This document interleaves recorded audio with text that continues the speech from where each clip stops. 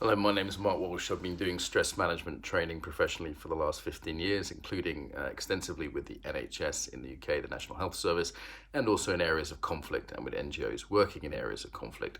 These are my top tips for all healthcare professionals right now. Whew. Okay, first of all, thank you. That's the first thing I'd like to say. Know that people are grateful. Realizing what you do has meaning. Of course, I don't need to tell you that. You know what you do has meaning, or you wouldn't be in that job.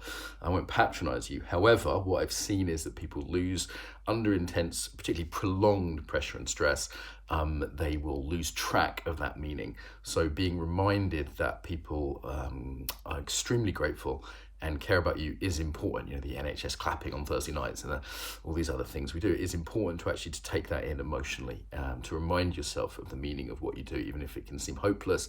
When you lose that meaning, that can be a sign of the beginning of burnout. Okay, second thing to watch out for is humour. So I know there's a lot of black humour in emergency wards, for example. I've seen this with journalists and NGO workers and soldiers and all sorts of people. Again, when that humour starts to fade, then that can be a sign of burnout approaching. So one to watch out for. Also look for the difference between towards and away humour. So towards humour is humour that makes reality bearable and helps you get in contact with yourself or others. Perfectly healthy, even if it could look sick from the outside. Away from humour is that distancing, dehumanizing of self or other. It feels different, and once you have that distinction, you'll actually start seeing it all over the place. Okay. Third one, be aware of trauma. So a lot of doctors and nurses have extremely good training, like in the UK, but might not be that aware of psychological trauma. Essentially, you may well be at risk of PTSD type examples. It might be worth looking at that a little bit more right now in terms of symptoms like, the hyperarousal, the numbing symptoms of trauma. Things to do about that, well, there are things like EMDR, trauma releasing exercises. There are therapies available and, ways to prevent that.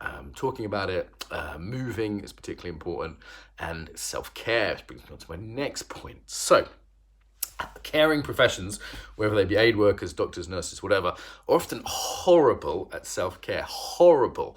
I mean, it's full love. However, I think this needs to be a bit of tough love here, that you can't take care of anyone else unless you take care of yourself. This is common sense.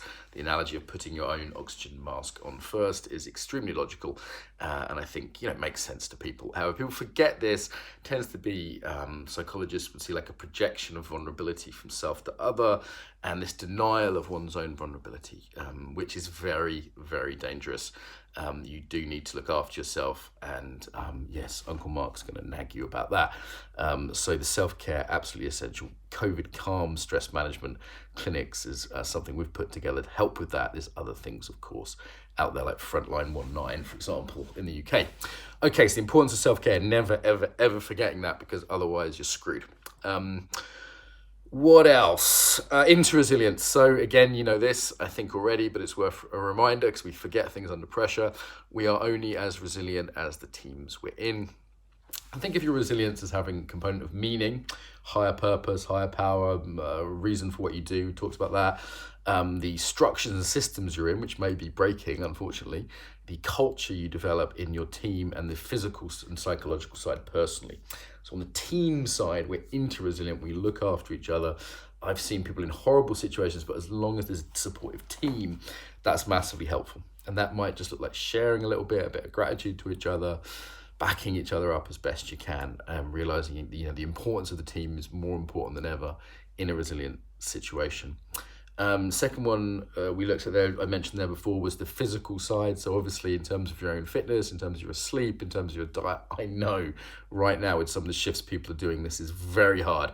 However, even nudging yourself in the direction of a slightly healthier base of your physical resilience is important. Things like sleep, for example, I know it's difficult to sleep after some of the shifts people have been on, they've been explaining to me. However, the importance of sleep in terms of like emotional, psychological well-being cannot be underestimated. It is the thing that keeps us sane, along with that group support and our physical well-being. We could look a little bit more on psychology in terms of how you think. What I've seen with a lot of doctors particularly is this idea that I can control things, I'm a competent person, and through that competence I can control and therefore predict the world, which of course, clever people, why not? letting go of that a little bit right now. So a little bit more surrender, a little bit more of a sense of, you know what, letting go of what you can't control, because right now things are chaos and people are being asked to do things that are unreasonable. Boundaries come in well there, I would say, as well. Know what your walk away point is boundary wise. Yeah, but your framing of things, nothing is good or bad except thinking makes it so, as Shakespeare once said. Epicurus, I think, before that, one of the Greeks, this idea that our framing of things, our psychology of things, reminding yourself that this too shall pass, reminding yourself of perspective is massively important. It's so easy in an emergency, an intense situation, that it becomes your world, and being able to stand back and pan out and look at perspective. Okay, so I hope some of these help a lot. Look at my other videos on self-regulation, some of the centering techniques, the mindfulness techniques. There are tools out there which can reduce stress at least a little bit, which might be the difference between continuing and not, going crazy or not. I wish you well. Thank you so much for all your efforts. You are deeply appreciated. And do check out covidcalm.org if you want some mini stress workshops, free to all globally, all times of day and in English. So if you want to take a look at that, covidcalm.org.